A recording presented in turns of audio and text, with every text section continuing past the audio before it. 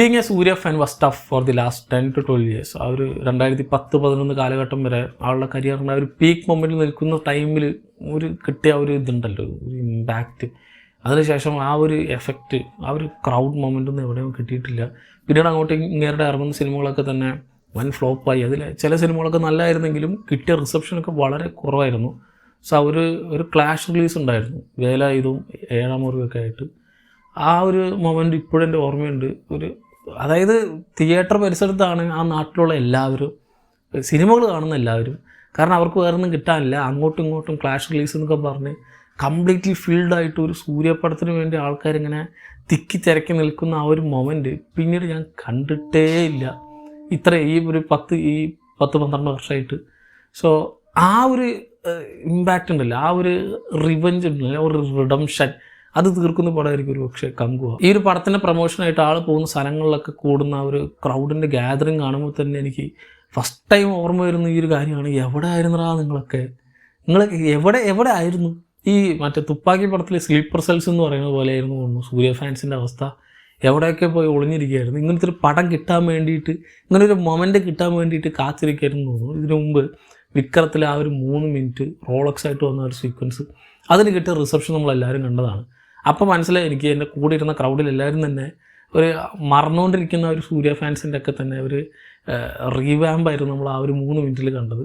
ഇനി അങ്ങോട്ട് ഇങ്ങേരുടെ അത് കഴിഞ്ഞിട്ട് നമ്മൾ കുറേ ലൈനപ്പ് അനൗൺസ്മെൻറ്റ് കണ്ടു. സോ ആ റോളക്സ് എന്നൊരു ക്യാരക്ടറിന് ശേഷം പിന്നീട് അങ്ങോട്ട് വന്ന ലൈനപ്പ് അനൗൺസ്മെൻറ്റുകളിൽ ഏറ്റവും കൂടുതൽ ഹൈപ്പ് വരുന്ന സിനിമകളിൽ ഒന്നുകൂടിയാണ് ഈ ഒരു കങ്കു. അത് കഴിഞ്ഞ് ഇനിയിപ്പോൾ നമ്മുടെ ഒരുപാട് ഇങ്ങനത്തെ ലൈനപ്പ് വരുന്നുണ്ട്, പറയാൻ നിന്ന് അത് തന്നെ ഉണ്ടാവുള്ളൂ. സോ ഭയങ്കര എക്സൈറ്റിംഗ് ആയിട്ടുള്ള സിനിമകളാണ് ഇനി സൂര്യയുടെ ആ ഒരു ആർക്കിൽ തന്നെ വരാനുള്ളത്. സോ ആ ഒരു ഡൗൺഫോളിന് ശേഷം ഇനി അങ്ങോട്ട് കുതിച്ച് കയറാൻ പോകുന്ന ഒരു മൊമെൻ്റ് ആണെന്നുള്ള സൂചന തന്നെയാണ് ഈ കങ്കു എന്ന ചിത്രം. ആൻഡ് ഇങ്ങനെ ഒരു ഡൗൺഫോൾ ഇവരൊക്കെ തന്നെ കൂടെ നിന്നിട്ടുണ്ടായിരുന്നു. ഇപ്പോൾ ഈ കാണുന്ന ക്രൗഡ്, ഈ കങ്കുയുടെ പ്രൊമോഷനൊക്കെ വരുന്ന ഒരു ക്രൗഡ് ഇതേപോലെ തന്നെ തിയേറ്ററിലേക്ക് വന്ന ഇങ്ങയുടെ എല്ലാ സിനിമയും 100 കോടി 500 കോടി കളക്ഷൻ കിട്ടിയിട്ടുണ്ടാകും. ഇവരൊക്കെ എന്താ ഒന്നും പറയാനില്ല. അറ്റ്ലീസ്റ്റ് ഈ വന്ന ആൾക്കാരെങ്കിലും ഈ കങ്കു എന്ന പടത്തിനെങ്കിലും തിയേറ്ററിൽ നിന്ന് കാണണം. അല്ലാതെ ആളെ കാണാൻ വേണ്ടി മാത്രം നിന്നിട്ട് കാര്യമില്ല. ആൾ കാണണമെങ്കിൽ ആളുടെ പടങ്ങൾ ഹിറ്റാവണം. സോ മോശം പടങ്ങളെ സപ്പോർട്ട് ചെയ്യണമെന്നല്ല, നല്ല പടങ്ങളും ഉണ്ടായിരുന്നു ഈ കൂട്ടത്തിൽ തന്നെ. ഇവൻ 24 ഉണ്ടായിരുന്നു. എന്തുകൊണ്ട് ആരും വന്നില്ല എന്നുള്ളത് ഇപ്പോഴൊരു ചോദിച്ചതന്നെയാണ്. അത്ര ഗംഭീരമായിട്ടുള്ളൊരു പടം തമിഴിൽ തന്നെ അല്ലെങ്കിൽ ഇന്ത്യയിൽ തന്നെ one of the best time travel മൂവിയാണ്. പക്ഷേ ആ സിനിമയ്ക്ക് കിട്ടിയ റിസപ്ഷൻ ഉണ്ടല്ലോ, ഫസ്റ്റ് ഡേക്ക് ഞാൻ പോയിട്ട് വിരലിലെണ്ണാവുന്ന ആളെ വെച്ചിട്ടാണ് സിനിമയൊക്കെ ഓടിയത്. ആ അവസ്ഥയിലായിരുന്നു സൂര്യപടങ്ങൾ മുഴുവൻ. സോ അതിന് മുമ്പ് നമ്മൾ കണ്ടിട്ടുണ്ടായിരുന്നു സൂര്യയുടെ ആ ഒരു പീക്ക് മൊമെൻറ്റ് അല്ലെങ്കിൽ പീക്ക് കരിയർ നമുക്ക് ഓൾറെഡി അറിയാം. അവർ 7ാം അറിവ് വരെ അതിന് മുമ്പുണ്ടായിരുന്ന അയൻ സിംഗം എന്നൊക്കെ പറഞ്ഞ് ആഘോഷിച്ച് അർമാദിച്ച് കുറേ സമയങ്ങളുണ്ടായിരുന്നു. പിന്നീട് അങ്ങോട്ട് ഫാൻ ഷോസ് ഉണ്ട്. പക്ഷേ ഫാൻ ഷോസിൽ മാത്രം ഒതുങ്ങി നിൽക്കുന്നതായിരുന്നു ആ ഒരു തിയേറ്ററിലെ ക്രൗഡും പുഷിങ് മൂവ്മെൻറ്റൊക്കെ തന്നെ. ഇപ്പോൾ സിംഗം 3 ഫാൻ ഷോ ഉണ്ടായിരുന്നു. പടം കൂറ സാധനം. ഈ പറയുന്ന എല്ലാത്തിനും ഉണ്ട് ഫാൻ ഷോ. മാസിനൊക്കെ പറയുമ്പോൾ അറിയേ വേണ്ട. അപ്പോൾ ഒരു ഫാൻ ഷോയ്ക്ക് മാത്രം വരുന്ന ആ ഒരു ക്രൗഡിൽ ഒതുങ്ങി നിൽക്കാതെ കംപ്ലീറ്റ് ആയിട്ട് ഫീൽഡായിട്ട് കുറേ ദിവസം റണ്ണാവുന്നൊരു സിനിമ, അങ്ങനത്തെ സിനിമകളിൽ ഒന്ന് തന്നെയായിരിക്കും ഈ കങ്കു. ഞാൻ തൊട്ട് മുമ്പ് ഇറങ്ങിയ സൂര്യയുടെ പടം അട്ടർ ഫ്ലോപ്പായിട്ടും അടുത്ത സിനിമ, അതായത് 2-2.5 കൊല്ലം എടുത്ത് ഈ ഒരു സിനിമ ഇറങ്ങാൻ വേണ്ടിയിട്ട്. ആൻഡ് അദ്ദേഹത്തിൻ്റെ കരിയറിൽ തന്നെ ഏറ്റവും വലിയ സിനിമകളിൽ ഒന്നാണ് കങ്കുവ. അറൗണ്ട് 300 കോടി ബഡ്ജറ്റിൽ, ഇത്ര വലിയ ബഡ്ജറ്റൊന്നും സിനിമയ്ക്ക് കിട്ടിയിട്ടേ ഇല്ല. ആൻഡ് ഈ ഒരു ആക്ടർ അത് ഡിസർവ് ചെയ്യുന്നുണ്ട് നമുക്ക് എപ്പോഴും നമ്മുടെ മനസ്സിലുണ്ടായിരുന്നു.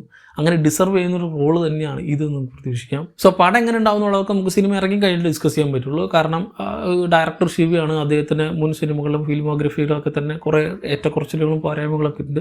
സോ പക്ഷേ ഇത്രയും ടൈം എടുത്ത് എന്താണ് ഇതിൽ ചെയ്തു വെച്ചിട്ടുള്ളത് നമുക്ക് സിനിമ കണ്ടാൽ മാത്രമേ അറിയുള്ളൂ. കുറച്ച് ഓവറാക്കി ചെയ്യാണ്ടിരുന്നാൽ മതി. സോ പടം അവിടെ നിൽക്കട്ടെ, പടത്തിനെക്കുറിച്ച് നമുക്ക് ഇറങ്ങിക്കഴിഞ്ഞ് സംസാരിക്കാം. പക്ഷേ അതിന് മുമ്പ് ഈ പ്രൊമോഷൻസിലൊക്കെ ഞാൻ ഈ കണ്ട ഒരു ക്രൗഡ്, അതാണ് എന്നെ ഞെട്ടിച്ചത്. ഇവരൊക്കെ ഇത്രയും കാലത്ത് തന്നെ ഇവിടെ ഉണ്ടായിരുന്നു. ഇവരൊന്നും പെട്ടെന്ന് പൊട്ടി പൊളിച്ച സൂര്യ ഫാൻസ് ആയിരിക്കാൻ ഒരു ചാൻസും ഉണ്ടാവില്ല. കാരണം ഈ ഒരു കഴിഞ്ഞ ഒരു 10 വർഷത്തിനിടെ സൂര്യ ഫാനാവാൻ ഒരു ചാൻസും ഇല്ല ഇവർക്കൊന്നും. ഇതിനു മുമ്പ് ഇറങ്ങിയ സിനിമകളൊക്കെ തന്നെ കണ്ട് ആസ്വദിച്ച് ആ ഒരു ഫാൻ ബേസിനോടൊപ്പം വന്ന ആൾക്കാർ തന്നെ ആയിരിക്കും കൂടുതലും. സോ അവർക്ക് കൊടുക്കാൻ പറ്റുന്ന ഏറ്റവും നല്ല ട്രീറ്റ് തന്നെ ആവട്ടെ ഈ പറയുന്ന കങ്കു എന്ന സിനിമ പ്രതീക്ഷിക്കും. ഇതിനു മുമ്പ് സൂര്യയുടെ നല്ല സിനിമകളായിട്ട് പുറത്തിറങ്ങിയതൊക്കെ OTT റിലീസുകളായിരുന്നു, ജയ്ഭീമും നമ്മുടെ സൂപ്പർ റിപ്പോർട്ടൊക്കെ. പക്ഷേ ഇത് ഒരു മാസ് ഫിൽഡ് ആയിട്ടുള്ള, നമുക്ക് അലറി അർമാദിക്കാൻ പറ്റിയിട്ടുള്ള, ഫാൻ ഷോയ്ക്ക് പോയി തിമിർക്കാൻ പറ്റിയിട്ടുള്ള ഒരു മൂവി ആയിരിക്കുമെന്ന് തന്നെ പ്രതീക്ഷിക്കുന്നു. സോ കുറച്ചെന്ന് പറഞ്ഞാൽ ഒരു 10-12 വർഷമായി ഇങ്ങനൊരു പടം കിട്ടിയിട്ട്.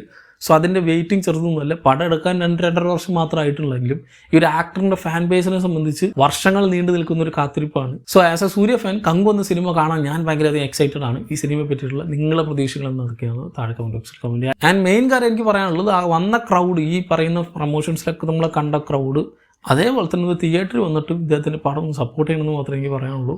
This actor deserves more.